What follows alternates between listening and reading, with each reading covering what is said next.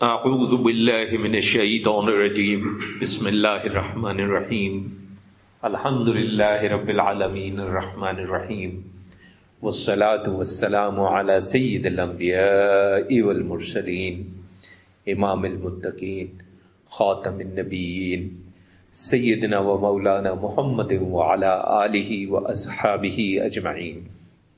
پچھلی نشست میں ہم نے تذکرہ کیا تھا کہ ایک آیت ایسی ہے اس سورہ کے اندر جس میں اللہ تبارک و تعالیٰ نے بڑا واضح طور پہ یہ بتایا ہے کہ عیسیٰ ابن مریم علیہ السلام ان کو آسمان پر اٹھا لیا گیا اور ان پہ موت واقع نہیں ہوئی ہے۔ جتنے بھی ختم نبوت پہ حملے ہوئے ہیں ان لوگوں نے اس آیت کا اور اس سے متعلق جتنی آیات ہیں ان کی ایسی تعویل کرنے کی کوشش کی ہے جس سے وہ اس مفہوم اور اس معنی کا انکار کر سکیں۔ تو یہ ایک نقطہ ایسا ہے کہ جس پہ بات کرنا بہت ضروری ہے۔ پہلے بھی ہم عرض کر چکے ہیں کہ عربی کے جو الفاظ ہیں اس میں اکثر اوقات ایک لفظ کے کئی معنی بنتے ہیں۔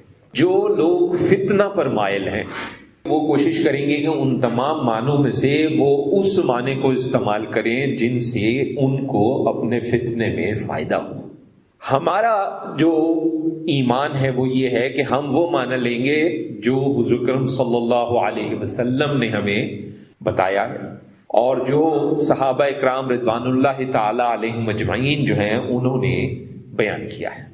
اگر کوئی ایسا معنی ہو جو کہ نہ ہمیں حضور اکرم صلی اللہ علیہ وسلم سے ملے اور نہ ہی صحابہ کرام رضوان اللہ تعالی علیہم اجمعین سے ملے تو اس کا مطلب صرف اور صرف یہ ہے کہ اس بات کو اللہ تبارک و تعالی نے کھولنا مناسب نہیں سمجھا۔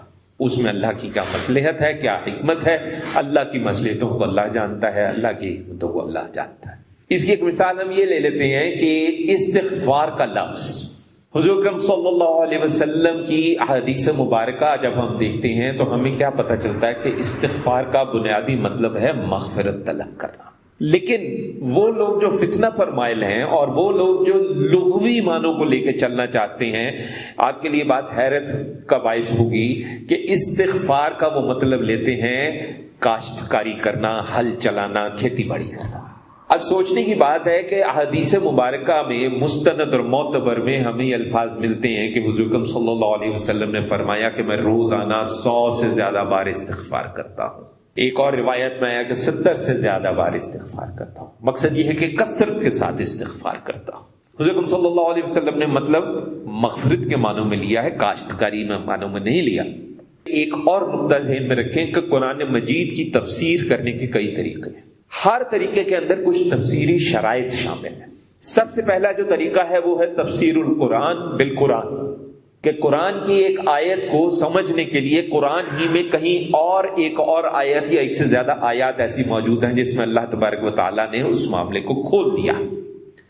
اس کے بعد دوسرا درجہ جو ہے وہ ہے تفسیر القرآن بالحدیث والسیرہ، احادیث مبارکہ سے اور سیرت کے معتبر واقعات سے۔ تیسرا درجہ جو آئے گا وہ آئے گا صحابہ اکرام رضوان اللہ تعالی علیہم اجمعین۔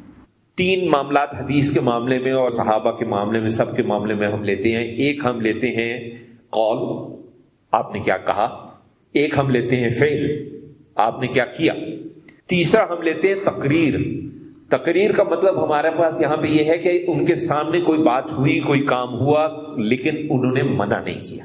تو حدیث میں قول، فعل، تقریر حضور اکرم صلی اللہ علیہ وسلم۔ صحابہ کرام رضوان اللہ تعالی علیہم اجمعین کی بات کریں، قول، فعل، تقریر۔ اس کے بعد اگر آگے چلیں تو پھر تابعین، قول، فعل، تقریر۔ اس کے بعد قرآن کی تفسیر باللغت العرب، کہ عرب لوگ لغوی معنوں میں اس کا کیا مطلب لیتے تھے، اور اس کے بعد ہے بعقل السلیم۔ یہ ساری جو ہم نے بیان کی ہیں اقسام، ان کی کسی وقت ہم ایک باقاعدہ ایک نشست کر کے اس میں مثالوں کے ساتھ واضح کر دیں گے۔ ابھی صرف نام کی حد تک آپ سمجھ لیجئے۔ آج کی گفتگو میں ہم انشاءاللہ قرآن مجید کی تفسیر بالقرآن اور بالحدیث والسیرہ کو لیں گے، اور اس سے ہم بیان کریں گے کہ حضرت عیسیٰ علیہ السلام کے بارے میں ہم مسلمانوں کا عقیدہ کیا ہے۔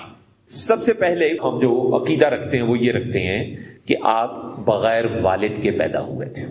اس کا ثبوت قرآن مجید سے آپ کو ملے گا، سورہ آل عمران سے ملے گا، آیت نمبر 45، 46 اور 47 کو پڑھیے آپ، وہاں پہ آپ کو واضح طور پہ ثبوت مل جائے گا کہ حضرت عیسیٰ علیہ السلام بغیر والد کے پیدا ہوئے تھے۔ ان کی پیدائش اللہ تبارک و تعالیٰ کی طرف سے ایک عظیم معجزہ ہے۔ یہیں سے آپ کو پتہ چل جائے گا کہ حضرت عیسیٰ علیہ السلام نے بالکل شروع کا ایام ہے، جن کو ہم پنگھوڑے کے وقت جیسے کہتے ہیں اردو کے اندر، اس دور کے اندر باقاعدہ کلام کیا، باقاعدہ بولا۔ یہ بھی معجزہ، اس کا بھی آپ کو واضح اشارہ جو ہے قرآن مجید میں مل جائے گا، اس لیے یہ بھی ہمارے عقیدے میں شامل ہے۔ پھر ہم سورہ النساء کی آیات لیتے ہیں 157 اور 158۔ اللہ تبارک و تعالیٰ نے کہا کہ ان کا قول ہم نے مسیح ابن مریم کو قتل کر دیا تھا، حالانکہ انہوں نے قتل نہیں کیا، نہ انہیں سولی چڑھایا، بلکہ ان کے لیے حقیقت مشتبہ ہو گئی، وہ شبہ میں پڑ گئے، اور یقیناً جنہوں نے ان کے بارے میں اختلاف کیا وہ بھی شک اور شبہ میں ہیں۔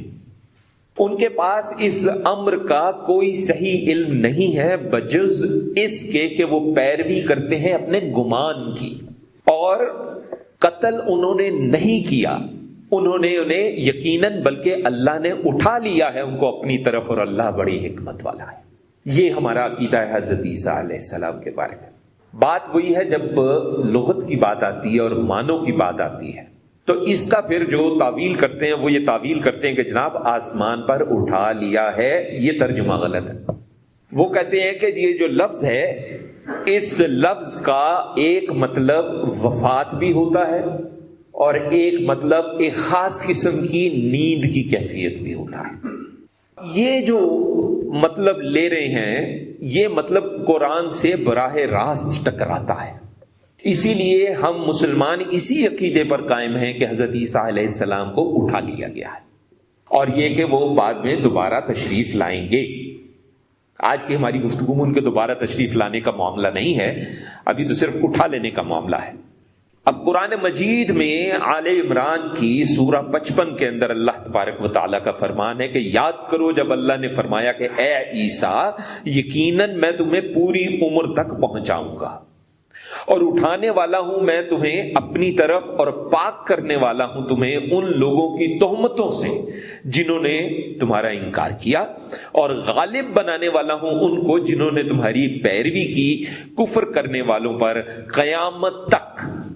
پھر میری طرف ہی لوٹ کر آنا ہے تمہیں، اس وقت میں فیصلہ درمیان ان امور کا جن میں تم اختلاف کرتے تھے وہ کر دوں گا۔ یہ جو آیت ہے اس کے اندر ختم نبوت پہ ہم نے عرض کیا تھا کہ بہت سے گروہ حضور صلی اللہ علیہ وسلم کی حیات ظاہری حیات مبارکہ ہی سے، مسلمہ کذاب ایک ایسا شخص تھا جو حضور صلی اللہ علیہ وسلم کی حیات مبارکہ ہی میں اس نے نبوت کا دعویٰ کیا تھا، اور دیدہ دلیری دیکھیے کہ حضور صلی اللہ علیہ وسلم کو پیغام بھجوایا تھا کہ جی مجھے بھی آپ نبی جو ہے وہ قبول کیجئے، میں آپ کو نبی قبول کروں، استغفر اللہ، اس حد تک دیدہ دلیر۔ پھر حضور صلی اللہ علیہ وسلم کا وصال مبارک ہو گیا تو صحابہ کرام رضوان اللہ تعالی علیہم اجمعین انہوں نے پھر جہاد کیا اور اس فتنے کو ختم کیا۔ اللہ کے فضل و کرم سے ہمارے پاس 70 سے زیادہ ایسے لوگوں کے نام اور ان کے احوال موجود ہیں جن میں سے کوئی مہدی بنا، کسی نے نبوت کا دعویٰ کیا، کسی نے استغفر اللہ اللہ ہونے کا دعویٰ کیا، اور کچھ لوگ ایسے تھے جو درجہ بدرجہ ترقی کرتے ہوئے گئے۔ پہلے مجدد بنے، پھر انہوں نے کہا نہیں جی اب تو میں تو مہدی ہو گیا ہوں، پھر انہوں نے کہا جی نہیں جی اب تو میں فلاں ہو گیا ہوں، میں فلاں ہو گیا ہوں، چلتے چلتے نبوت تک جا پہنچے۔ استغفر اللہ۔ جو ہمارے وقت کے قریب ترین زیادہ متحرک گروہ ہے وہ قادیانیوں کا ہے، جن کو ہمارے مرزائی بھی کہا جاتا ہے۔ یہ اتنی واضح پیغامات اللہ تبارک و تعالیٰ نے، اور اتنی واضح بات جو اللہ تبارک و تعالیٰ نے قرآن مجید میں کر دی ہے، تو سوال یہ پیدا ہوتا ہے کیا ان لوگوں کو نہیں پتا کہ قرآن میں یہ بات موجود ہے؟ اگر پتا ہے تو وہ پھر ان کی تعویلیں جب کرتے ہیں تو وہ کس طرح سے تعویلیں کرتے ہیں، یہ سمجھنا ضروری ہے۔ قادیانی حضرات کا ایک تربیتی اور تبلیغی پاکٹ بک ہے، اللہ کے فضل و کرم سے وہ کسی نہ کسی طرح ہمیں بھی حاصل ہو گیا۔ تو سب سے پہلے ہم نے اس میں یہی دیکھا کہ اس آیت کا کیا جواب دیتے ہیں وہ، اور جو جواب ہے اس کو سن کے ہمیں تو ہنسی آتی ہے۔ لکھتے ہیں کہ مسیح کو صلیبی موت سے بچانے کے لیے اللہ تبارک و تعالیٰ نے تسلی دی اور 4 وعدے کیے. ایک وعدہ کیا کہ میں وفات دوں گا، یہ تو ہم بھی مانتے ہیں، لیکن ہم کیا مانتے ہیں کہ آپ کو اٹھا لیا گیا، اب آپ دوبارہ دنیا پہ تشریف لائیں گے اور ایک خاص مدت یہاں پہ گزاریں گے اور پھر وصال مبارک ہوگا. لیکن انہوں نے کہا کہ نہیں جی، اس کا مطلب یہ ہے کہ یہودی تمہیں نہیں مار سکیں گے. دوسرا وعدہ، میں تمہیں عزت دینے والا ہوں. اس کا انہوں نے مطلب یہ لیا کہ یہودی جو ہے وہ صلیب پر مار کر ذلت جو ہے وہ نہیں پہنچا سکیں گے. اور رفع کا ترجمہ انہوں نے یہ کیا کہ اللہ کی طرف مرفوع کرنا. تیسرا انہوں نے کہا جی وعدہ ہے یہودیوں کے الزامات سے تمہیں پاک ٹھہراؤں گا. چوتھا جو اصل نقطہ ہے جس پہ ہم مسلمان کھڑے ہیں وہ ہے کہ تیری پیروی کرنے والوں کو قیامت تک منکرین پر غلبہ دوں گا. تو حضرت عیسیٰ علیہ السلام، اللہ معاف کرے، استغفر اللہ، اگر ہم میں سے کوئی شخص یہ تسلیم کر لے کہ ان کی وفات ہو چکی ہے تو قرآن کی اس پیغام کی نفی ہو جاتی ہے، اس سے انکار ہو جاتا ہے. اور قرآن مجید کی کسی ایک آیت کا بھی انکار جو ہے وہ کفر میں شامل ہے. عیسیٰ علیہ السلام ان کے ماننے والوں کو، ان کی پیروی کرنے والوں کو تا قیامت اللہ تو کہہ رہا ہے کہ میں سب منکرین پر غلبہ عطا کر دوں گا اور قیامت تک غلبہ عطا کروں گا. ایسا تو کچھ نہیں ہوا. یہ سب سے بڑی بات ہے اور سب سے بڑا ثبوت ہے جس کو ہم مسلمان یہ لے کر اس کو ہم کہتے ہیں کہ جناب چونکہ یہ ابھی نہیں ہوا، یہ قرآن مجید سے واضح دلیل ہے کہ حضرت عیسیٰ علیہ السلام جو ہیں اٹھائے گئے ہیں اور وہ دوبارہ آئیں گے. باقی معاملات تو پھر حدیث سے ہم لے کر آتے ہیں. اب یہ 4 وعدے بیان کرنے کے بعد پاکٹ بک میں کیا لکھا ہے، یہ 4 وعدے اللہ تبارک و تعالیٰ نے الگ ترتیب پورے کر دیے.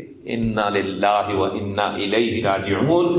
آپ ہم سب لوگ تھوڑا سا بھی ذہن کو استعمال کریں تو کیا کوئی ایسا گروہ ہے جو واضح طور پہ ہمیں نظر آئے کہ تمام منکرین پر ان کا غلبہ ہو چکا ہے اور واضح نظر آ رہا ہو کہ تا قیامت غلبہ رہے گا؟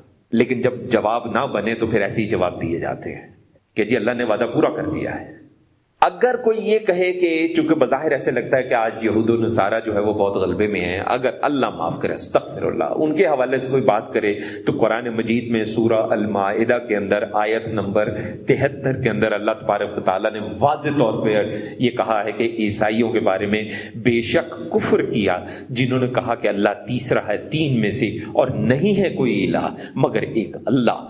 اگر باز نہ آئے وہ اس قول باطل سے تو جو وہ کہہ رہے ہیں ان کو ضرور پہنچے گا دردناک عذاب. تو یہی تو آیت ہے جس کی وجہ سے ہم واضح طور پہ کہتے ہیں کہ قرآن مجید میں اللہ تبارک و تعالیٰ نے یہ کہہ دیا ہے جو پچھلے ادیان ہے اور مذاہب ہیں اس کے اندر کفر شامل ہو چکا ہے.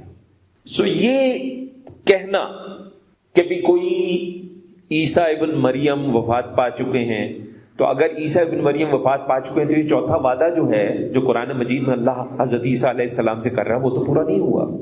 یہی تو دلیل ہے ہماری. یہ تو ہو گیا قرآن کے معاملے کو بیان کرنا قرآن سے. اب آتے ہیں حدیث کی طرف، کیونکہ ہم نے شروع میں عرض کیا تھا کہ ہم تفسیر القرآن بالقرآن آج دیکھیں گے اور تفسیر القرآن بالحدیث کو آج دیکھیں گے. بخاری کی حدیث ہے، تمہاری کیا شان ہوگی جب تمہارے درمیان عیسیٰ ابن مریم نازل ہوں گے اور تمہارا امام تم میں سے ہوگا. اب یہ حدیث براہ راست قرآن کی اس آیت کے ساتھ کھڑی نظر آتی ہے ہمیں، اور یہ صحیح حدیث ہے.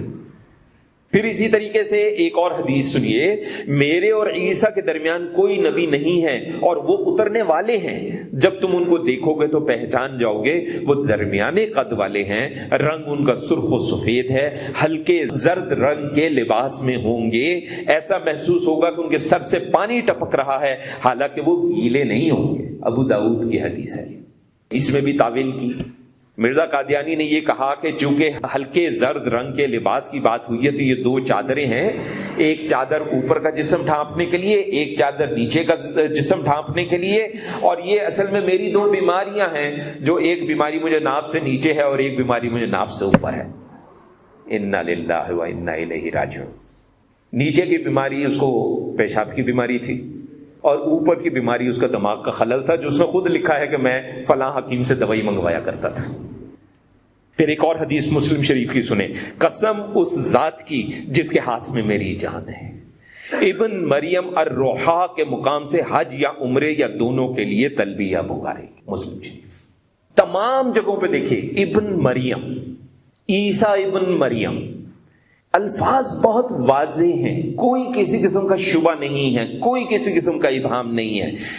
پھر دجال کے بارے میں پھر جب بات ہوئی، ہم 3-4 صرف احادیث کا تذکرہ کریں گے، تفصیل میں اگر گئے تو بہت احادیث مبارکہ موجود ہیں اس سلسلے میں.